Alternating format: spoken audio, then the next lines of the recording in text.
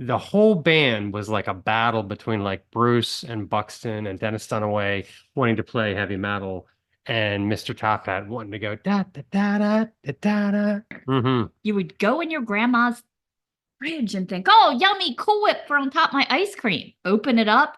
Ah, grandma put leftover asparagus in this thing. Then in the regular produce aisle, they had the healthy looking peaches. They're bright yellow and they're the size of softballs. Oh, don't eat those. All your hair will fall out and your kids will be born with 3 elbows.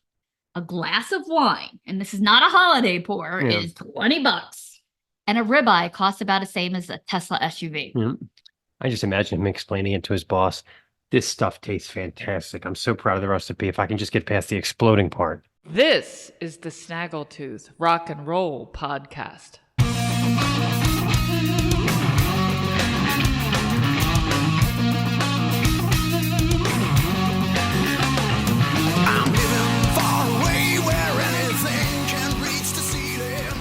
So do you like this look? This was inspired by The Boys, if you've been watching the latest season of What's her name? Sparkle Sam. Yeah. Sparkle Snap, something. Anyway, yeah, I've been catching up on all the glurge of shows that are finally coming out with their new seasons after, the writer strikes and actor strikes, and I don't know what the hell all. Can't we just have the whole season? Why does it always have to be 4 and then one a week? One a week? Come on. No. Yeah. So, give us the whole freaking season.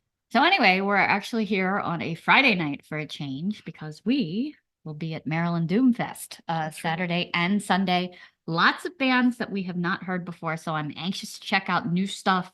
Of course, we'll be there for Vermilion Whiskey and Sirath on Ghoul, but lots of new stuff to check out. It's always exciting to me. People look at me like I have 3 heads when they're like, do you know many of the bands? I'm like, no, we don't know hardly any. And they just look at you like, but it's great feeling when you make that discovery of seeing. If you're hungry to discover new music, then you don't have to know every song to go to a show and have fun. So yeah, I kind of like doing the show on a Friday night. We're a little buzz. It's fun, Oh, by the way, this week's sponsor is I'll be drinking this Voracious Ferns Seltzer because nobody said going green was going to be easy.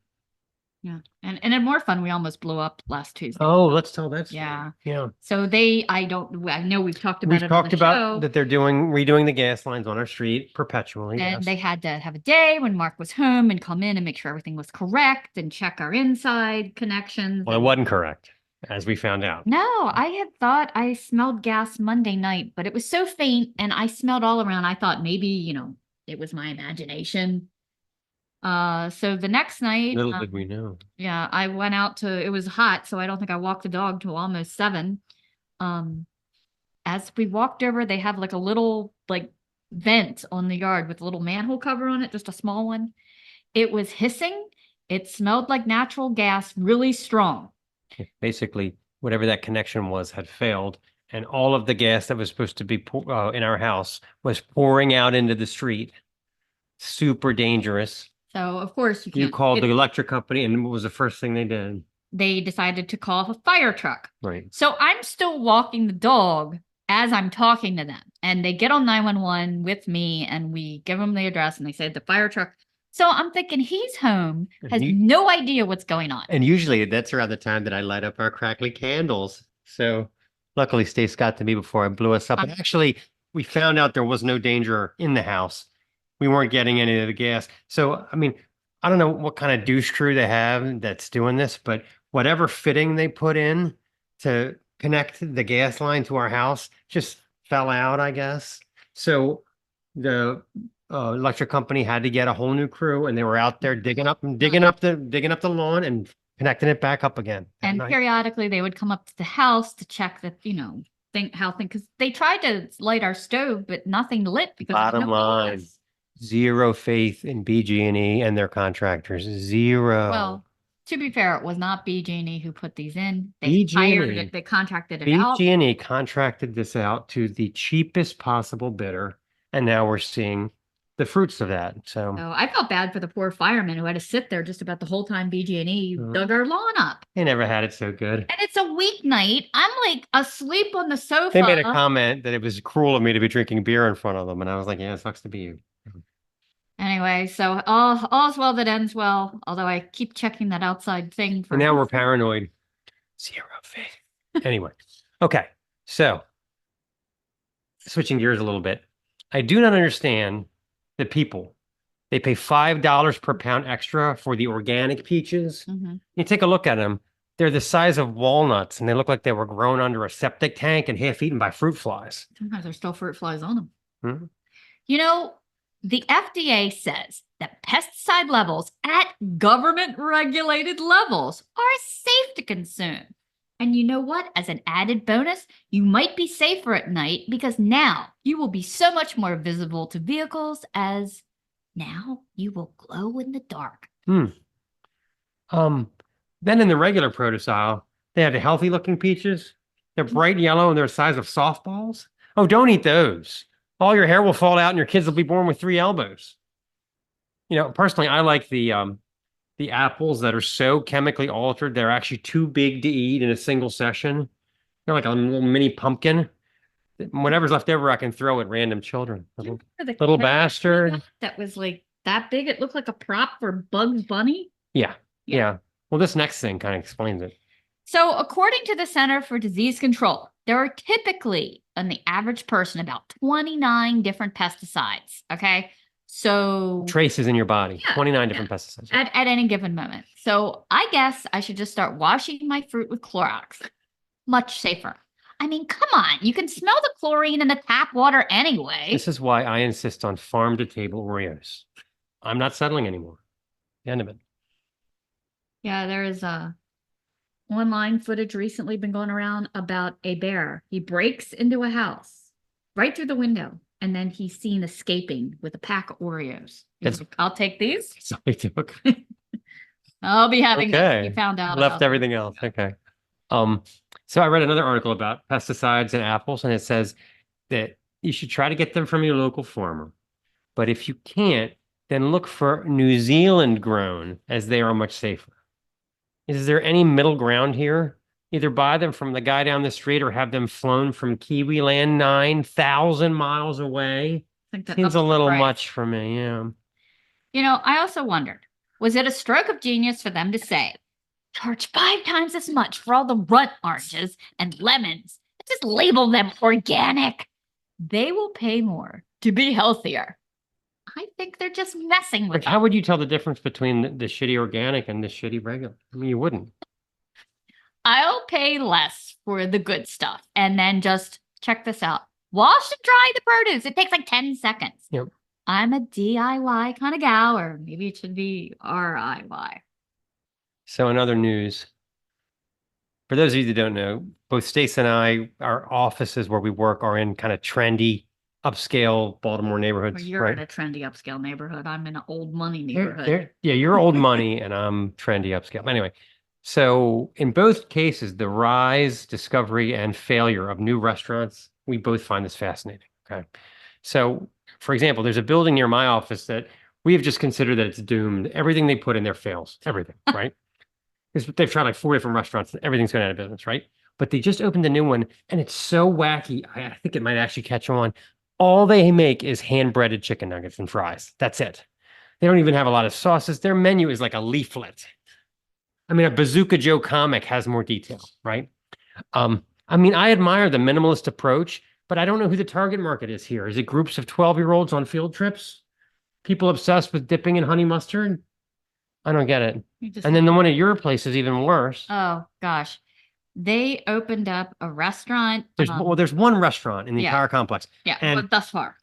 and it's swamped all the time. It's completely booked all the time. So to remedy this problem, They put in another restaurant, but we've decided it's probably should be called a supper club. yeah, This place does not open until 5. A glass of wine, and this is not a holiday pour, Yeah. is $20. And a ribeye costs about the same as a Tesla SUV. yeah. Oh, and they put a 2% fee added to your check that the menu states is not a gratuity or a service fee. It's apparently just a surcharge for breathing their air. Maybe it's an ambiance fee. However, if Bill Gates is around for a convention, he's got a place to sup. You question our 2%, it just went up to 4%. You want to keep talking?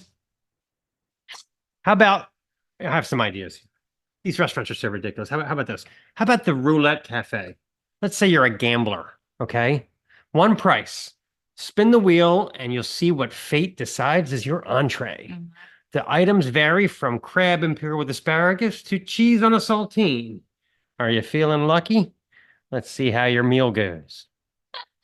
May the foodies be ever in your favor, as they said in the Hunger Games. Roll it. See what I did there? Roll it. See what I Roll did? it. Yeah. Or maybe a restaurant that's a giant aquarium. You Uh-huh. enter a glass box, have a seat, and someone sprinkles hand-breaded fish nuggets and steamed shrimp over your head. Hmm. A mermaid comes along to poach you softly with cocktail sauce. Then the sea diver dude brings you a check, blowing bubbles the whole time.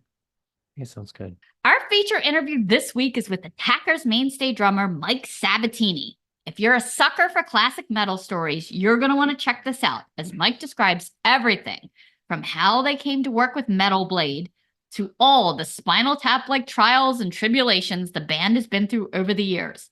Plus, he gives us some background into the making of their excellent new album, The God Particle. So stay tuned for that. Okay, this is from the first Attacker album, a classic. This is Battle at Helm's Deep.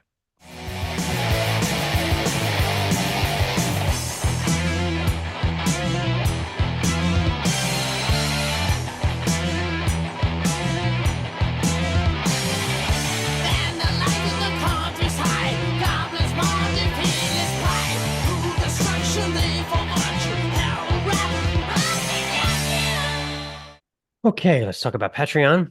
The site is patreon.com/Snaggletooth podcast. And for $6.66 a month, you get so much more can Stace that we should be prosecuted. We have all kinds of things over on our Patreon channel just for our Patreons. Doesn't cost more than what you spend on Starbucks in a week. I guarantee it. In a visit. So we put a lot of effort up there. Is there anything you buy at Starbucks that's less than $7? Black coffee, maybe, but that might just be you and I. Probably. Yeah. Anyway. So. Anyway, also check out our Instagram pages. We do live stream from shows that we go to. For the Extreme, we just did Maryland Death Fest. For this channel, we're going to be putting up things from the Doom Festival. Yep. Lots of low sideburns. Yeah. Also our Facebook pages. Give us a like. Don't forget to subscribe to this channel so you don't miss when a new show hits.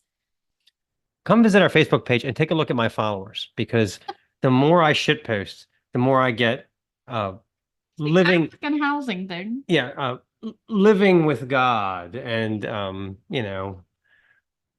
cup of Joe for life. I mean, I get these crazy followers, and like the more obnoxious I am on Facebook, the more I get like the praying Indian people, stuff like that. God. I don't get it, but I'm going to keep doing it anyway. So, okay.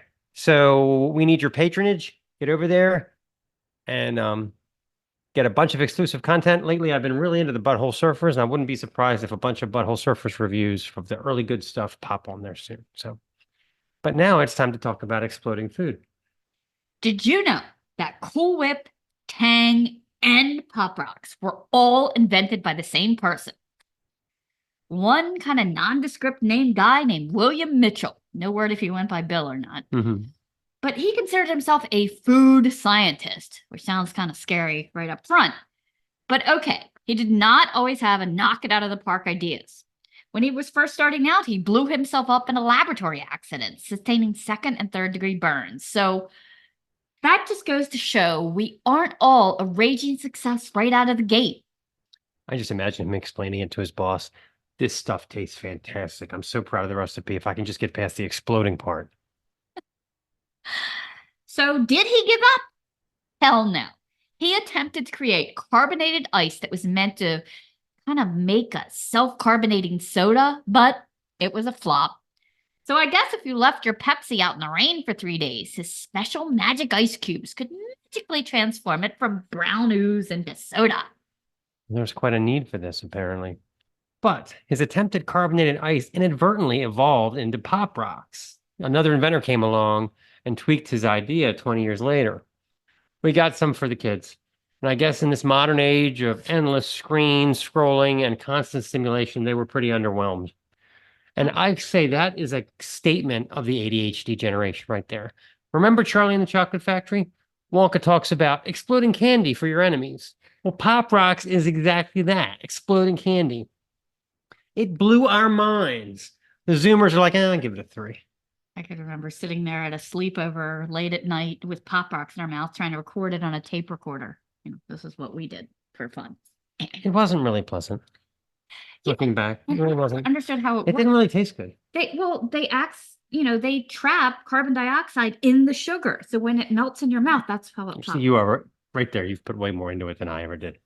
I just was like, wow, this is so cool. It's still popping. It's still popping. But looking back, it didn't really taste that good. Maybe the Zoomers are right. I'll give it a 3. It's kind of non-COVID because you always want to show your friends. You got to open your mouth to get the full effect. Yeah. They didn't have Facebook people. Give us a break, all right? Anyway, then he decided to move into making water taste better for NASA astronauts, which apparently was a huge problem. You already talked about the geriatric astronaut market is tough to punch into. And a very small percentage of the population. Mm-hmm.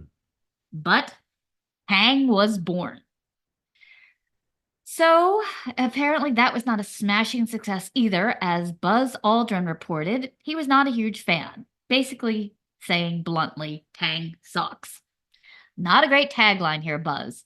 It was then marketed to kids everywhere because astronauts are snooty. I'll tell you what, the one that I couldn't get behind was Sunny D. It tasted like orange-flavored toxic waste. So many sorbates, citrates, and yellow number 6s in the ingredients. I wouldn't be surprised if it was actually flammable. I used to picture, what happened to Kenny?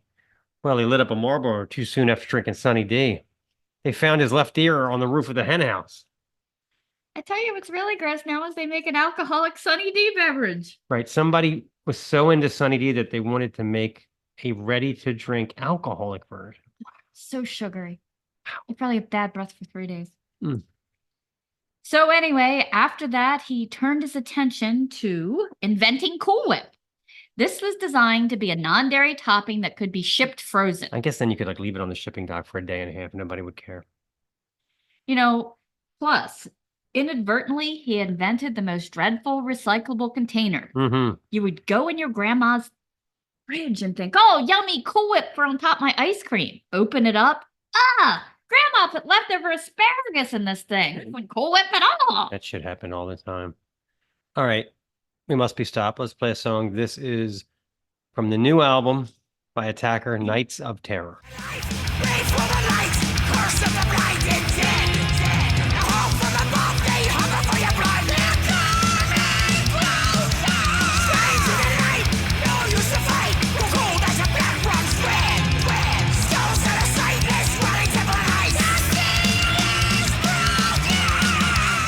Okay, let's talk about Coffee AM. Coffee AM is an online place where you can select your coffee. They will roast it for you that day, not brew it. They have a wide selection. They do, and they're constantly updating. They have tons of flavors. They have non-flavors, micro-trade, hoity-toity, Hawaiian, Kona coffee. What's a non-flavor? If you don't want a flavor, if you just want, Regular coffee flavored. Okay, got it. regular just without the flavors. We've tried a lot of them. The only one he didn't like was the chocolate mint, which I actually liked. But they're constantly rotating them seasonally. We just got this. It is a summer blend. So we'll have to crack into that later. You can have it, ours says Mark and Stace. You can have your name put on it. You can have anything that they would love to print a label for you. My understanding is that if we drink this, we don't need sunscreen. And it's going to be 100 degrees this weekend, so I think we're in good shape. It smells great. But anyway, it comes FedEx to your door. Use our link. It will save you off your first order from Coffee AM. Okay. Collectorbation time. Now, I have to say, before we get into the classic artists that we're going to talk about, we talked about the new Uncle Acid and the Deadbeats album last week, right? Or last show. The fake Italian horror concept album, Nel Ora Blue. Well, I have to show it off. First of all, because of the tax write-off. And second, because I have never been so excited to get a record in the mail. Like, I found it, and I'll show you how gorgeous this beauty is. This wonderful double album. But literally, like, Stace and I were like, did it come today? Oh, it's supposed to come tomorrow. And oh, it didn't come arrived today. rather mysteriously. And then, like, I had another record come, and I'm like, fuck, that's the Portal record. I don't care about that. Yeah. When this came, I haven't been this excited about getting a record for decades. So just to give you an idea, like a kid in a candy store with this thing. So anyway, so I had to bring this up. So let's play a song from it. Let's see, which one did I really like? The one about the telephone. Tortura at Telefono.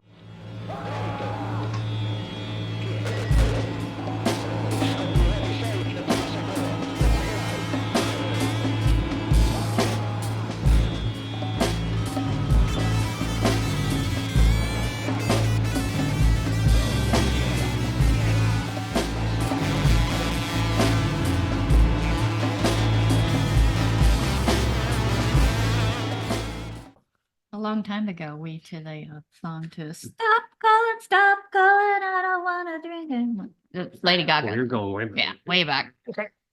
I was mopping in the kitchen. It was pretty fun. Yep. I don't know why we. So much that would go viral. Okay. Anyway. Okay. Sadly, this is not the Uncle Acid show, although we really enjoyed that record.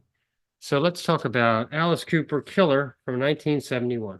There was no hiding from Alice Cooper Group in the early 70s, drinking America dry, hitting any venue that could accommodate their offensive but still meager show, and officially dropping their second record of 1971, Killer.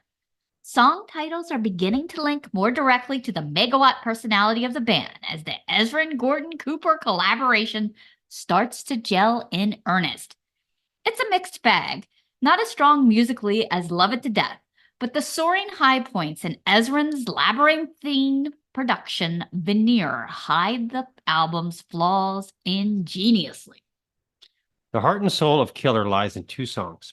First and foremost, Halo of Flies, an 8+ minute juggernaut of cryptic lyrics, swirling time-bound guitar effects, and free-flowing orchestral and metallic crescendos rising and falling majestically.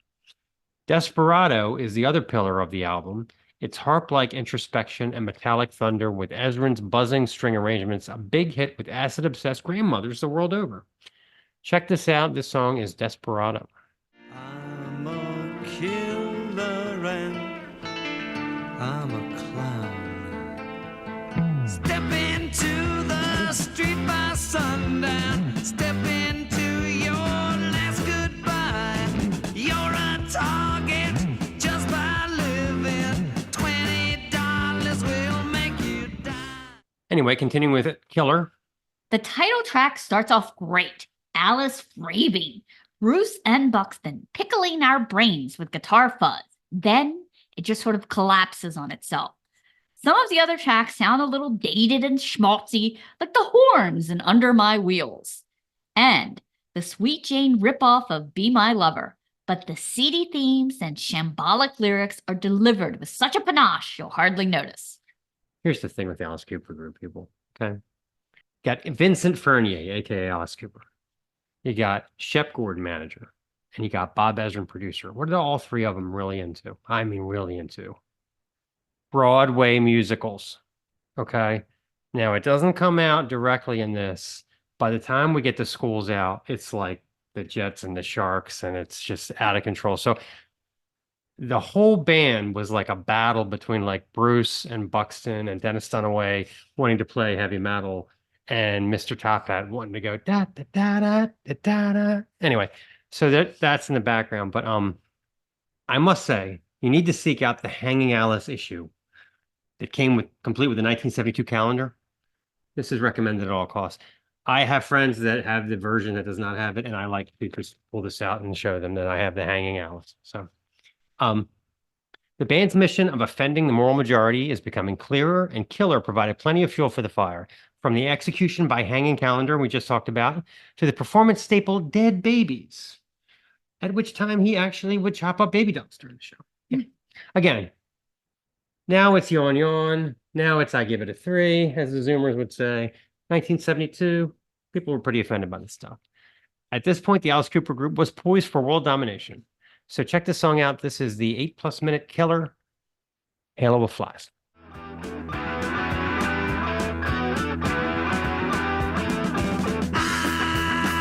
Across the ocean, where no one could see, and I put a time bomb in your submarine.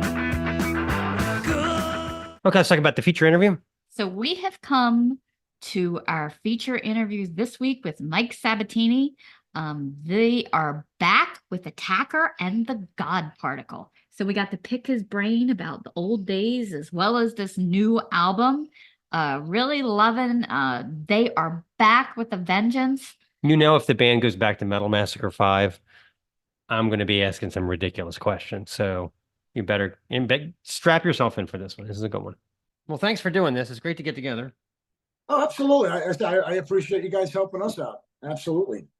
Well, we're longtime fans. Like I said, I mail ordered the first record when it came out. So, yeah. Man, I can't believe how long ago that was. Yeah, I like it's funny. I'll make I'll be online and there'll be kids bitching about that they don't like a record or whatever online, send their download. And I'll say, yeah, I Right. know what you mean. I rode my bike to get Sax and Rock the Nations and drove it home and it sounded like Bon Jovi. And they're like, you did what? Like they can't imagine what it was like in the old days. Yeah. It's a different world, right? How we used to do things. So Yeah, exactly. Yeah, very different. Yeah.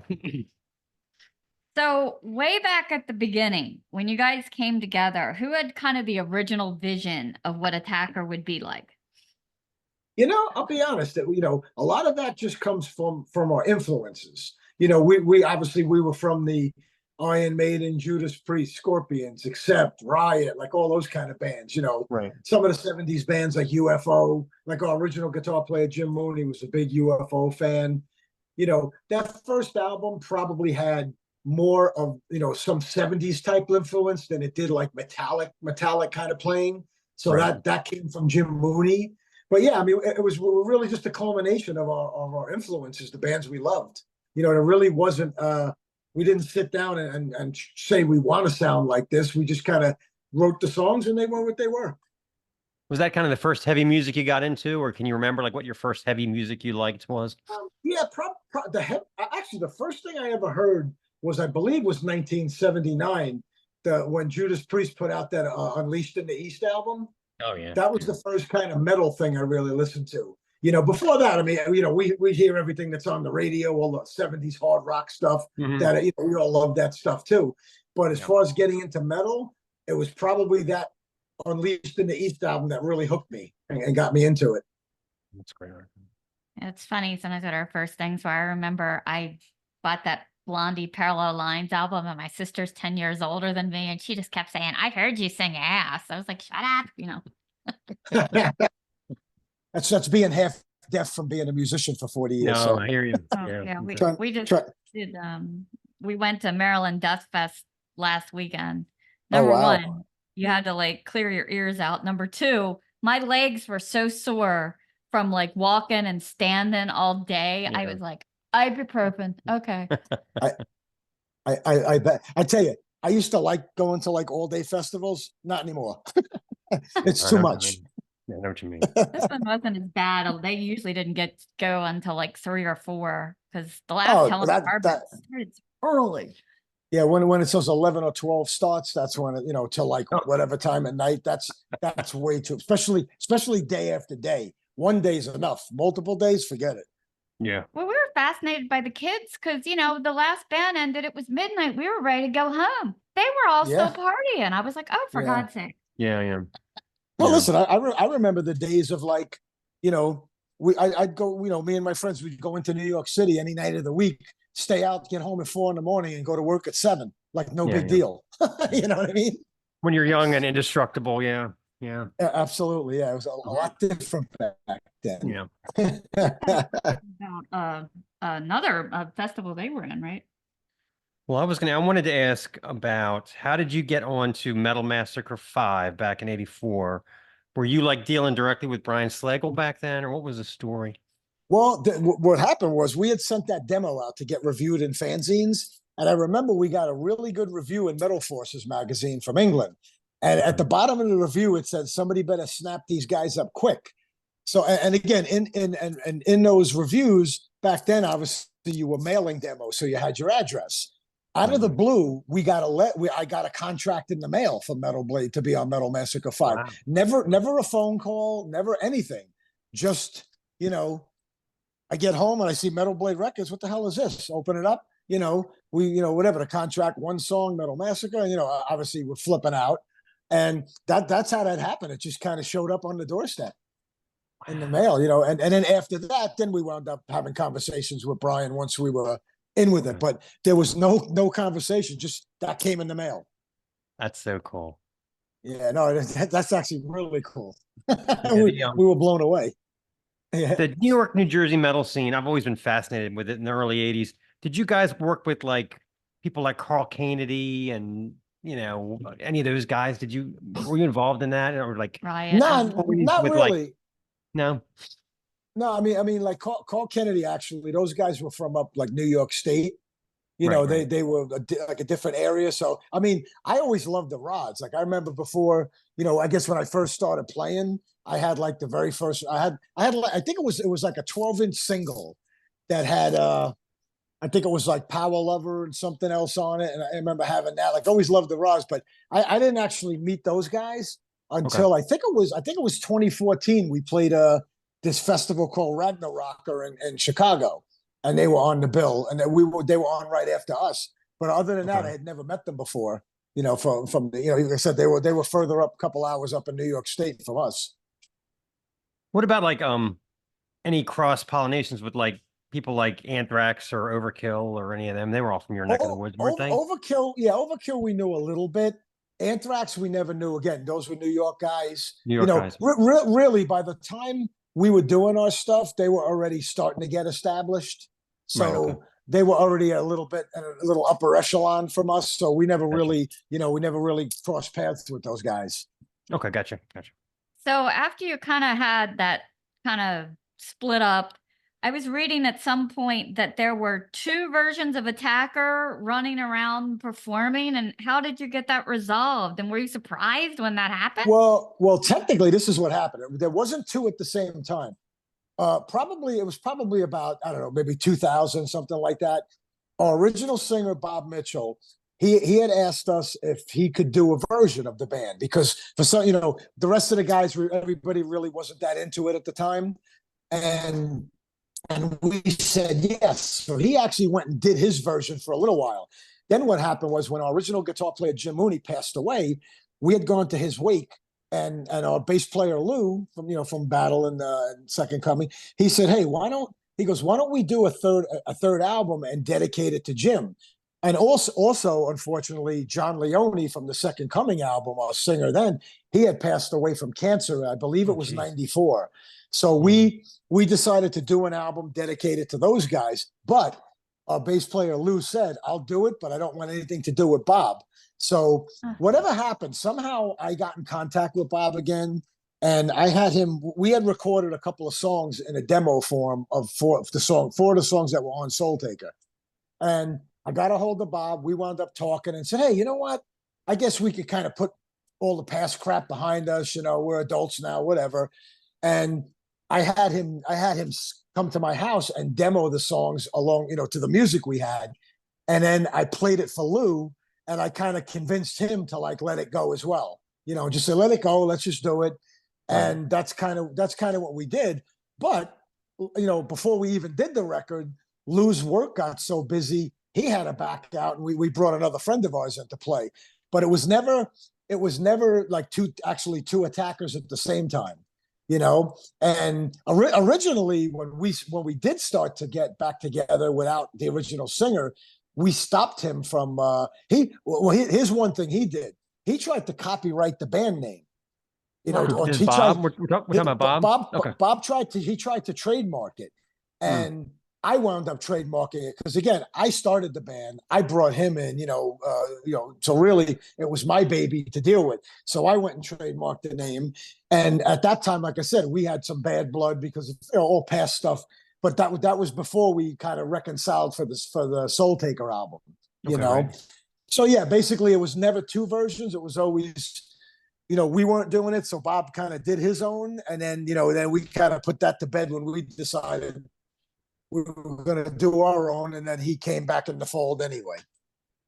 There was a lot of that at that time. It was a lot of bands kind of like Oliver Dawson Saxon. Remember that? Like there was 2 Saxons for a while there. Exactly.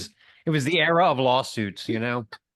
Yeah. Like me, I wasn't going to sue anybody because I'm like, this is not my, we don't make a living at it. So like, if we made a living at it, then yeah, you want to, you don't want Exactly, people right. digging into you. But, you know what it is too, everybody sees what happens with fans and they're like, oh, it's not original anymore. The same guys, whatever.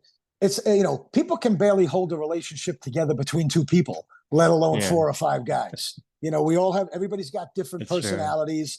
Yeah. Singers, unfortunately, especially tend to have the biggest egos, Oh, yeah. and you run into that. And, but again, we tried to like squash things, time and time again with people, but some people don't change, and incidentally, regarding Bob Mitchell, we had just played the Keep It True Festival in Germany back in just, about a month, month and a half or whatever, month or so ago. I had approached him about coming to Europe with us as, not the full singer. Bobby Lucas is still a singer, but Right. I wanted him to come and maybe have him sing the things that he sang on, the albums he Right. sang on, whatever songs. And the promoter Ali had asked me, hey, could you do something maybe special? And I figured that'd be pretty cool for the fans because they, Oh, yeah. fans always like whatever. And he wanted nothing to do with it. He was Oh. in all honesty, he was a complete asshole to me about it. And I Wow. said, all right, no, not, I said, not a problem. And here's another kind of crazy thing. He has all of us blocked on like social media. So we can't even see what he says or does, which I don't understand. Yeah, like I said, yeah, basically, he responded to me, a whole tirade about it. And I just wrote him back. And I said, no problem. I said, we don't need it. He thought we needed a singer. I said, we don't need a singer. You could come in addition to, and then I basically just said, I said, nope. He actually said to me, the last thing he said is, forget you ever knew me. So I said, okay, no problem. So I sent the message and then I blocked him so he couldn't respond to me. And I gave it right back to him. Yeah. Mm. I was like, I tried to, I said to him too, when I wrote to his wife, I said, listen, we're grown men. Let's put all this stuff behind us. Stop it, But unfortunately, he's the same guy he always was. We've always had issues. And I said, you know what? Listen, he had the shot. He don't want to do it. Whatever. That's it. Right. And we went and had a good time anyway. So No, exactly. So, just a question for you. Were you self-taught on the drums or did you have lessons back in the day or how did you get into it? never took a lesson. I used to watch people. And like the town I grew up in Jersey, Hoboken, I had friends who played drums. I would watch them play and ask them questions. Hey, how'd you do that? Whatever. And they would show me and I would apply it myself. So yeah, I basically, I played for about a year by myself in my father's garage.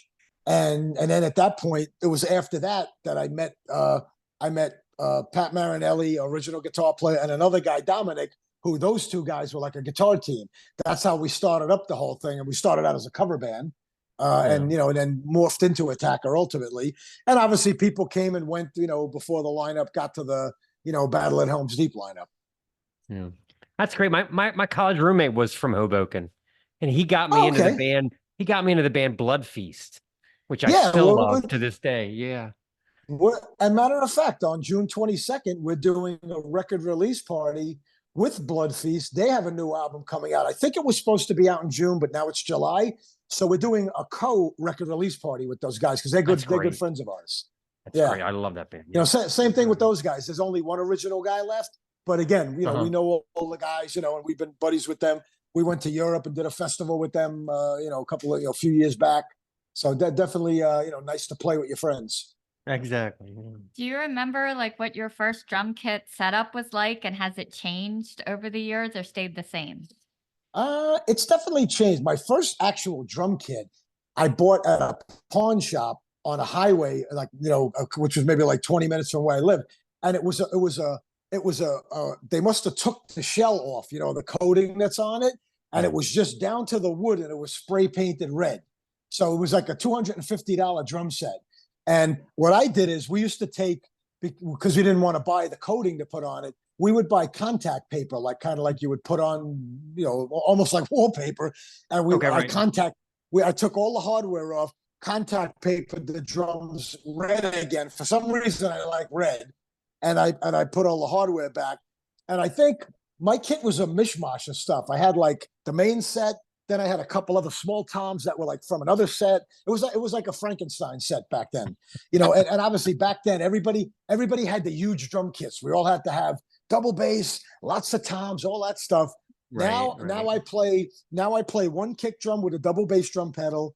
I do have 3 toms in front of me and 1 floor tom. So as you get older, you don't want to carry that stuff no more. So, that's real. I mean, even the guitar players in the band, we're so used to playing festivals. Like we don't do a lot of like local shows per se. Like we'll do one and then not play for another year, but we'll go play other places. We're always using other people's equipment. And anytime they have to bring their amps, I got to bring my cabinet.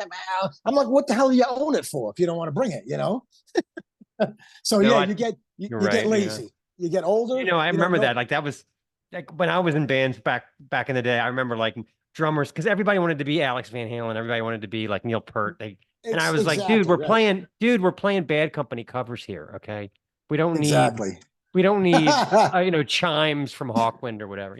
So and also like the guitar players had Marshall stacks. You had multiple stacks. Like I said, now they don't even want to bring one 412 cabinet. So things have changed, boy. Let me tell you.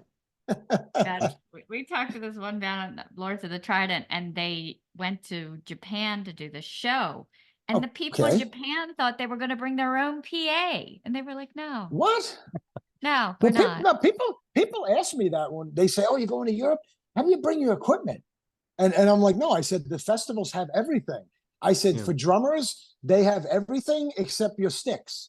I always bring my bass drum pedals because that's more of a personal feel thing. Right. But other than that, they have the cymbals, the drums, and for guitar players, they just have to bring their guitars. And if they have any a pedal board or something like that, they usually have a whole rack full of amps that has a switching system, so you can use a Marshall, an EVH, or whatever, or Engel heads, whatever they have over there. So they make it very convenient. Because could you imagine trying to run a festival where every band had to take their equipment on and off themselves? Oh yeah. Also, not to mention, if I had to do it, if I was traveling now, I would bring my crappiest Guitar Center guitar, because if the airline loses it, they don't give a shit. I'm not bringing my Les Paul 59 Sunburst, and checking that at the airport. I mean, these guys do bring their main guitars, but we've had instances where the guitar, we had a connecting flight, and for some reason it didn't make it onto the connecting flight, and now we're sweating whether it's going to get there for the show. We even had one time we went to Pittsburgh. They snapped the neck, and we wound up having to go to the Guitar Center, buy him a new guitar that day, and Continental had to they sent the guitar back to Charvel, and Charvel rebuilt the whole guitar and gave him a brand new flight case as well. It took a while. It took a few months, but they did take care of it. That's nice.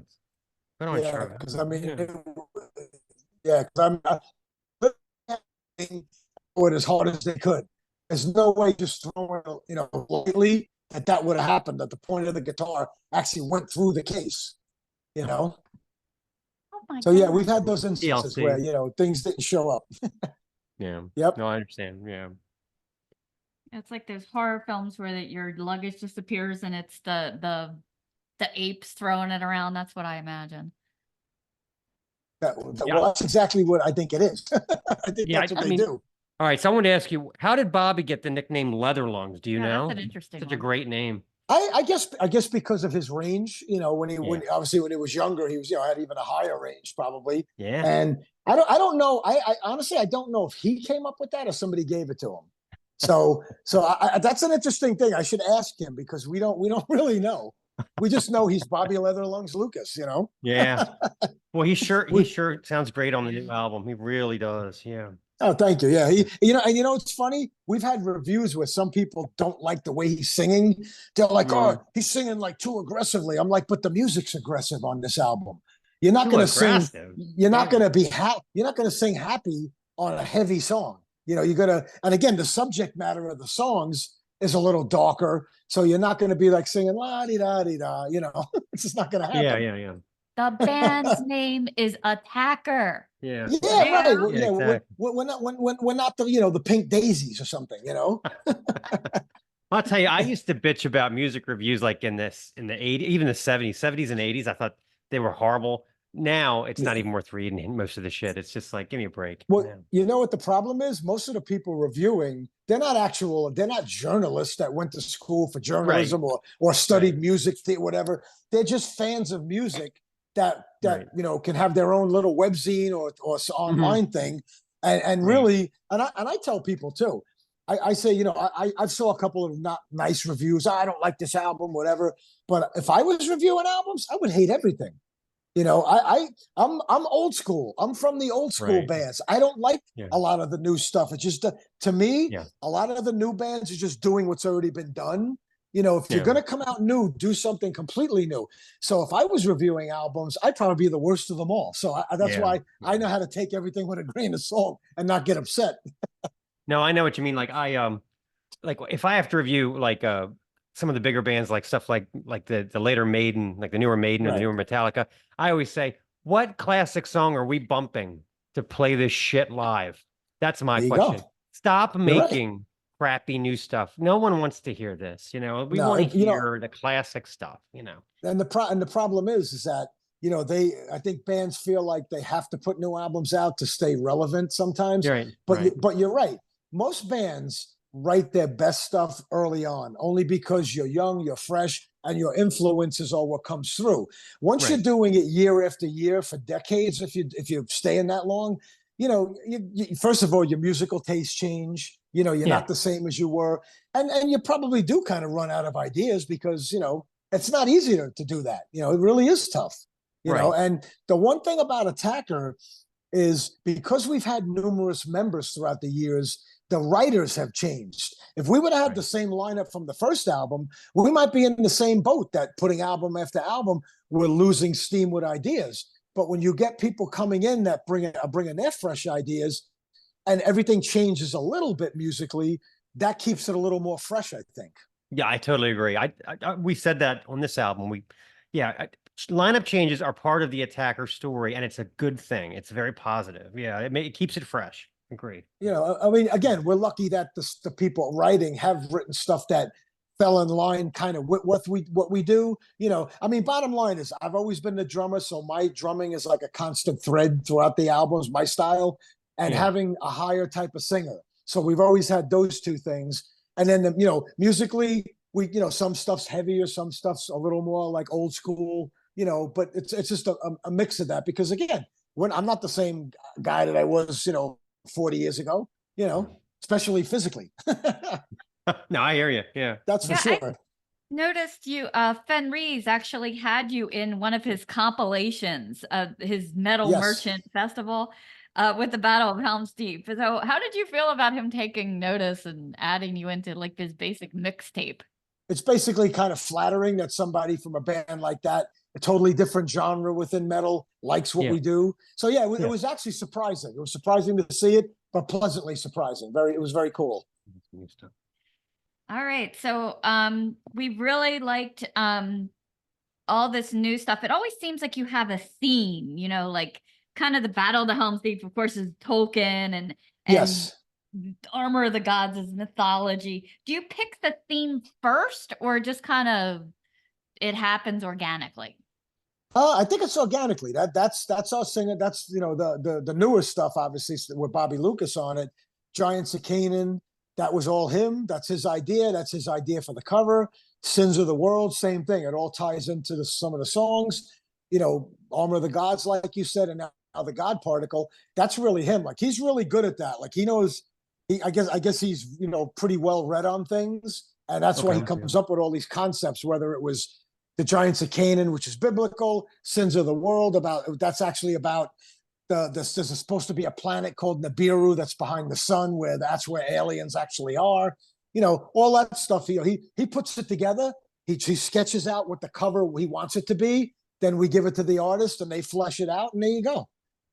So it's I wouldn't say it's overthought. He usually grabs, I guess, one song that we feel or he feels would be a great imagery for the cover. That's how all that transpires.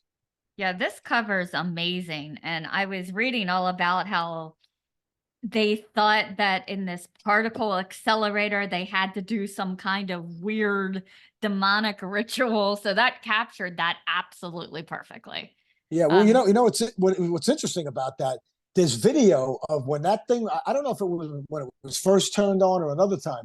They had some big ritual outside with some crazy stuff going on. Some guy comes walking out with some kind of mask with horns on it. So they definitely, there's definitely something going on with that ties into what the whole thing about they claim they're trying to use that to open up portals to other dimensions. Oh, That's wow. what they're doing. And a matter of fact, remember when we just had that whole eclipse thing a few weeks back, or Yeah. in the beginning of April?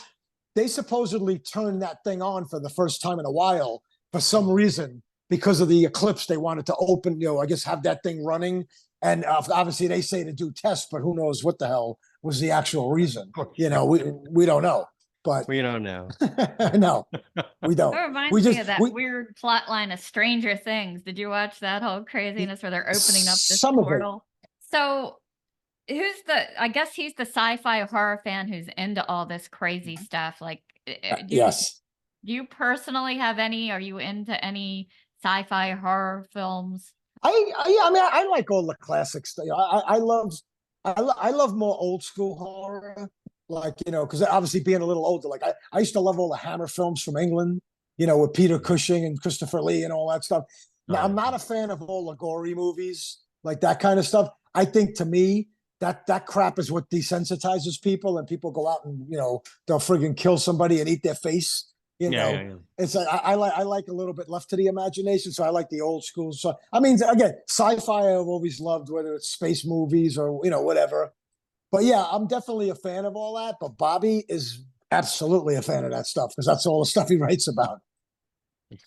So in writing this new album, who kind of contributes what to the writing process?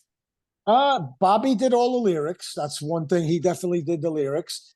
Musically, it's probably, I guess, 6 of the songs were written by Mike Benetatis, who's the main writer now. But we all do chip in our ideas. Like, the other guys, the other string guys, they may say, hey, change that to this or whatever. So the main structure was him. And then there was one song written by our other guitar player, John Hasselbrink, with some contributions from Mike as well. And same thing, the song Kingdom of Iron was written by our bass player, Brian. And same thing, it was other guys, everybody kind of and moving parts around and molding it to what it became. So this was kind of a little bit of everybody on this album, which is cool. Yeah, I really like the track, The Mighty Have Fallen. Was that about anybody in particular, or just the standard, the bigger they are, the harder they fall? Yeah, it's kind of like that. Yeah, again, a lot of this ties into what's going on in the world right now. The mighty, meaning like, like everything right now that's going on is you got these globalists trying to control every country. They want everybody under their control. And that's kind of what that ties into. And the funny thing is that was the last song we wrote. And Bobby had just finished the lyrics for that right before we started recording. So, and that wound up being the first single, which is ironic. The last song we did, and the one that was like, we had to get it done quick to get it recorded. So, but it wound up, it's also probably the most old school song on the album, which is why we chose it as the single, because it's got kind of current elements, but also it's, harkens back to what we do old school wise. So there you have it. I got a good one for you. So I Sure. wrote an article in the early 2000s that Cruz del Sur is the new Metal Blade. And you've been on both labels. Yes. So how does it compare then to now? Well, here's the thing. Back in the 80s, when we were on Metal Blade, we put the record out. And I remember 6 months later, Brian Slagle had come into New York and we all went to eat. And he was like, you guys ready to do another album? And we're like looking at each other, like, we don't even have any new songs written. We're still savoring having put out a first album.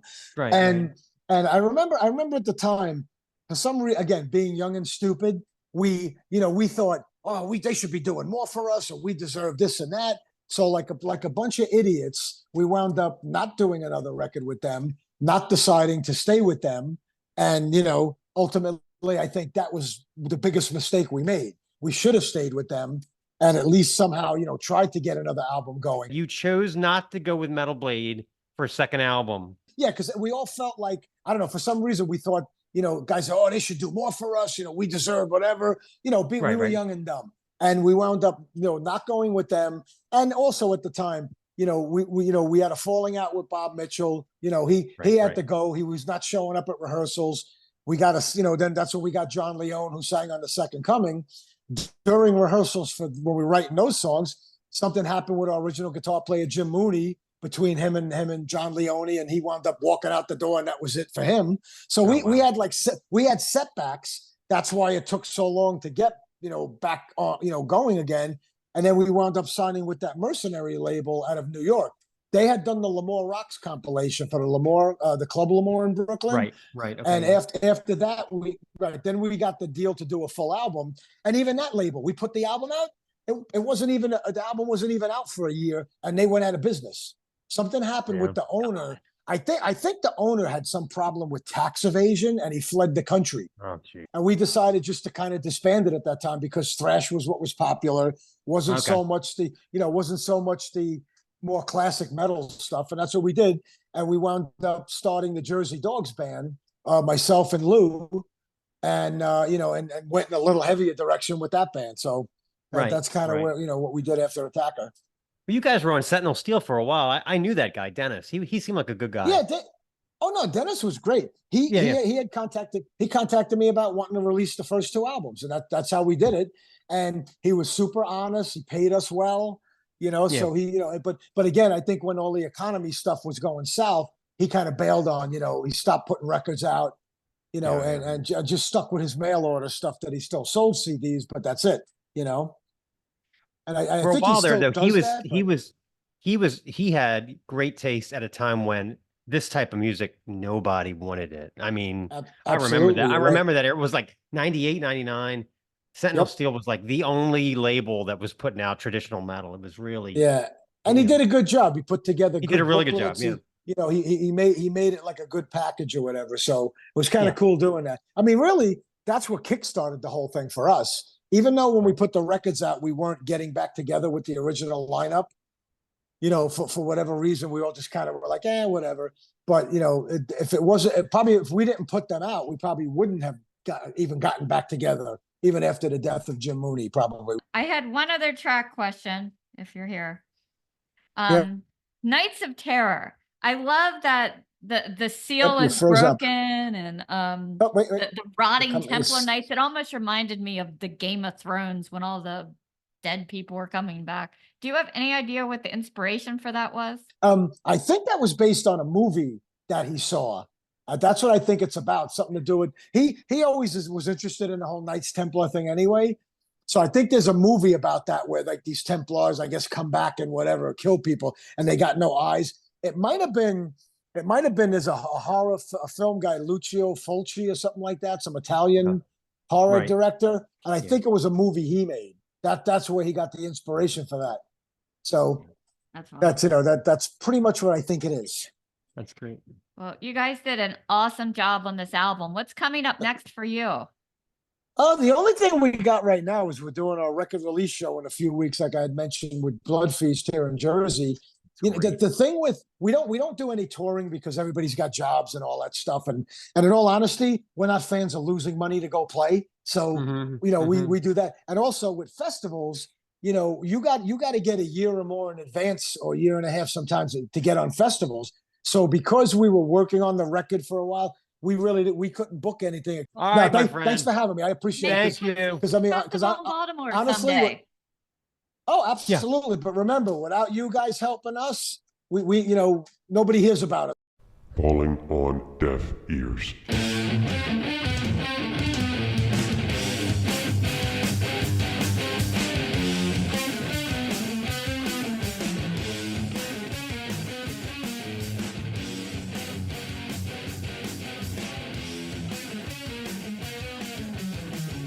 Okay, Deaf Ears 1 is the new Black Country Communion album, BCC 5. Supergroups have a lot in common typically with supernovas. burning bright and hot before collapsing in on their own massive weight of egos and hectic schedules, fizzling out to be a literal flash in the pan. Black Country Communion have not been immune to these pitfalls and even had an official breakup in 2013. Or perhaps this was the curse brought about by actually titling an album. I see since Afterglow they have gone back to using the numeric method instead. Shockingly, 5 is their 5th album. A feat most uncommon in supergroups, especially for one hailing half in the US and the other in the UK. There must be something positively magical about the chemistry of these 4 legendary rock stars that keeps pulling them back together like the gravity of an excess to once again put out their signature brand of 70s flavored bluesy rock. 5 offers up 10 brand new tracks, most in the 4 to 6 minute range. Nothing is hurried, from mid-chugs to slow burn pace songs, as the veterans are men that take their time pulling out all the stops. Enlightened rips with a funk of 40,000 years baseline of Glenn Hughes and crunchy riffs of Joe Bonamassa pulse out, slightly distorted, as Jason Bonham's Zepp-informed drums begin to roll out in a refreshing rock groove. Hughes has a way of using inflection, just enough to infuse his vocals with an impassioned performance, but he never overdoes it, crooning the lines, "Tell me what you really see, tell me how you really feel, enlighten." His voice smooths vocals, sometimes turning gruff at the edges, crackling as his uhs oozed with angst. Stay Free is another up-tempo, get out your boogie shoes, blues-informed bopper. It has a gospel-like feel with backup singers bolstering the chorus. You'll see where the communion part of the moniker comes from, as you'll be raising your hands and saying amen to Staying Free. The keyboard of Derek Sheridan wah-wahs out another infectious melody. Hughes throwing in a yowl here and there, punctuating the stanzas, advising so long to the past on a butterfly's wings. Then there are the slower, nearer ballad-style tracks like Red Sun, with Bonham smacking a dictating beat. Sherinian's furtive synth lines building tension. Bonamassa's guitar restlessly riffing, eventually giving way to a perfectly lamenting solo, mirroring Hughes's wails and lilts over the layers to show-stopping effect. The Open Road features an epic guitar solo by Bonamassa and more B.B. King-style noodling than a cup of ramen. It builds to a hip, shimmering groove as all layers come together.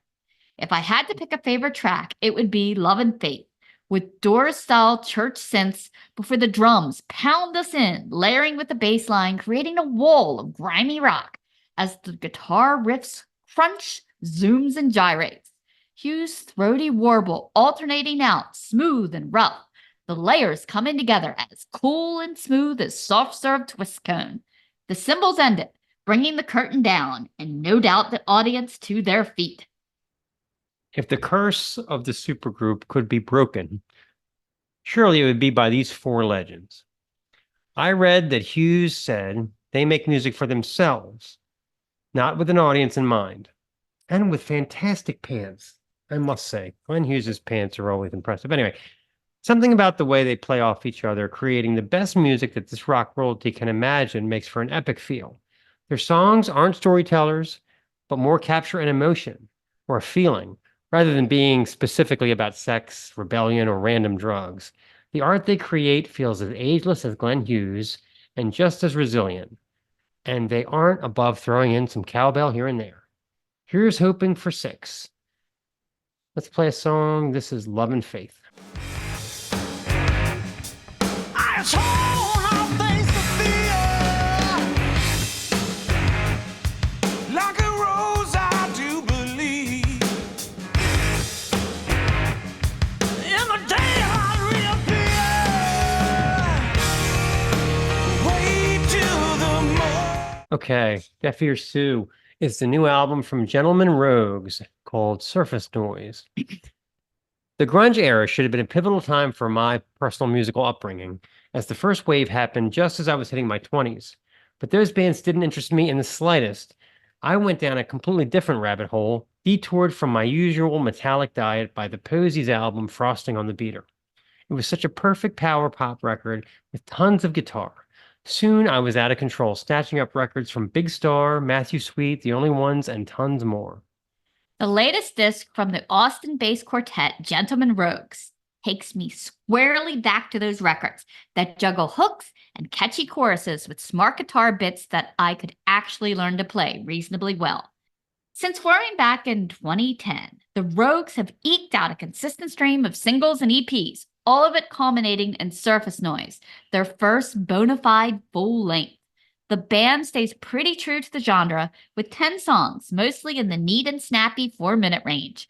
But there's just enough obsession with guitar from the tandem of Danny Dunlap and John Christoffel to make this band different and interesting.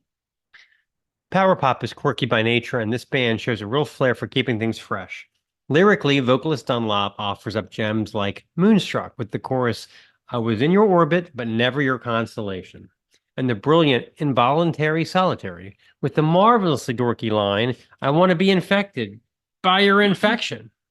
Obviously, the man knows his different in Tilbrook, but it is creative use of guitar that keeps me coming back, like the almost atonal turn 60 damage takes following the guitar solo.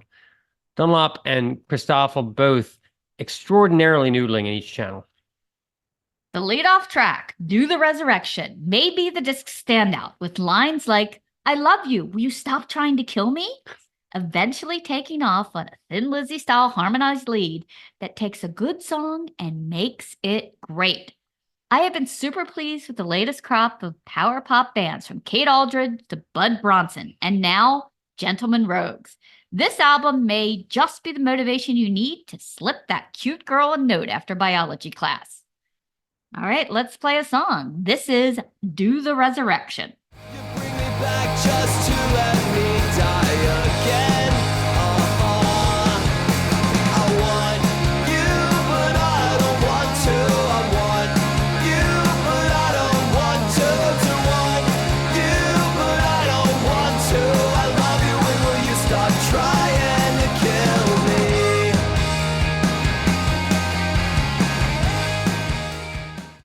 Deaf Ears 3, Electric Eel Shock. Heavy metal black belt. Hard to believe as it is, the 80s obsessed Japanese garage metal trio with a naked drummer, known as Electric Eel Shock, have been going strong for over 3 decades. While remaining relatively obscure in their home country, the self-proclaimed nice bastards of rock and roll have played huge festivals, hundreds of shows, and won over audiences all over Europe and the USA with song titles like I Love Fish, But Fish Hate Me, and Don't Say Fuck. The latest album, Heavy Metal Black Belt, seems even more of a direct homage to the bands of the 80s that inspired them, with 13 quick stab tracks, all delivered to the bombastic kamikaze style that these 3 have perfected. Personally, I love the way their Bandcamp page says, "My calculations make this our 9th studio album." Endlessly charming, wouldn't you agree? Some bands are beyond commercial success or social commentary and just radiate a spirit of rock and roll fun, and these guys certainly fit the bill. Just press play and the good times bound from the speakers. Something like the Ramones-esque slash of Quit Your Day Job is a guaranteed to generate smiles. The herky-jerky changes in the jangly Lost in Sweden goes in a completely different direction, eventually gathering itself into a charging speedball adorned with zesty guitar harmonies. The closer, So Much 80s, is pure nostalgia done right, with Night Ranger, Van Halen, and Ozzy Osbourne riffs and leads tossed into a most unusual retro salad. Plus, there's an oddball metal cover of Cyndi Lauper's Girls Just Want to Have Fun, in case you were still confused about their favorite pop culture decade. Considering all the bands that have burned fast for an album or two, only to dissolve into inactivity or possibly lawsuits, the consistency, staying power, and pure absurdity of Electric Eel Shock is like a breath of fresh air. Here's hoping they can continue their punked up metal assault for another decade or two. Check this song out. This is Gotta Gotta Guillotine.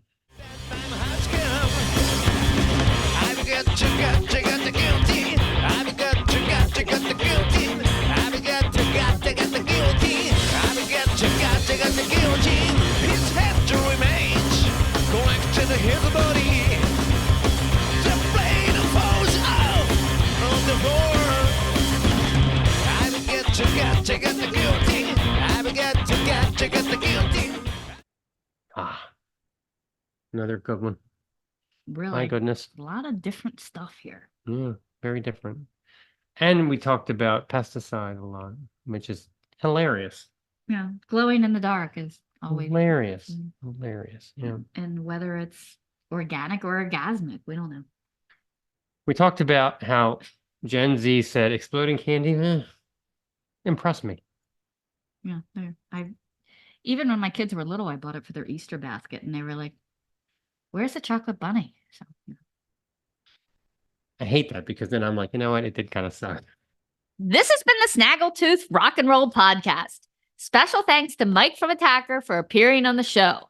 If you haven't checked out the God Particle, by all means, check it out. Snaggletooth theme, courtesy of Jens Kemgren of the Firebombs. Deaf Ears theme by Kemgren of the Fucking Champs. Season 3 artwork, courtesy of KC Angel. You can find him at KC Angel Art on Instagram. Deaf Ears bands, check out these guys as well. Gentlemen Rogues, Black Country Communion, and Electric Eel Shock. All content 2024. The Snaggletooth Rock and Roll Podcast. I like fish, but fish don't like me. Cowabunga! This is the Snaggletooth Rock and Roll Podcast.